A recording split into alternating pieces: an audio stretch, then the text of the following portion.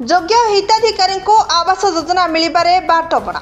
राज्य केंद्र सरकार गरीब असहाय बासहीन परिवार को प्रधानमंत्री आवास योजना रे पक्का घर जोगाई देइछंती। हेले आज भी एही योजना केतक योग्य हिताधिकारी पाखरे पहुंची पारुनथिबा अभियोग हेउछि।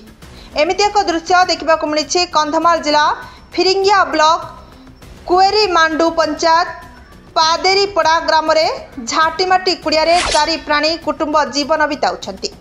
राजेंद्र कौर बयस 32 वर्ष, स्त्री और 2 पुओ को नहीं गोटे परिवार दीर्घ वर्ष धरी एही झाटीमाटी भंगा ददरा कुड़िया रही आसुछंती। राजेंद्र परिवार खरा दिन में जेमिति सेमिति चली जाउथिबा बेले वर्षा दिन घर छपर को पानी गलुछि। एहा फलरे बहुत असुविधार सम्मुखीन हेउछंती। जिला प्रशासन एथिप्रति दृष्टि देई राजेंद्र को प्रधानमंत्री आवास योजना रे शामिल करी पक्का घर खंडिए जोगाई देबाकू दाबी करिसेंती। देखिबाकू बाकी रहिला खबर प्रसारण परे नूतन ओडिशा सरकार गरीबक दुख केबे दूर करुछि। कंधमालरू जिला प्रतिनिधि बालकृष्ण कौरଙ୍କ रिपोर्ट, विकल्प समाचार।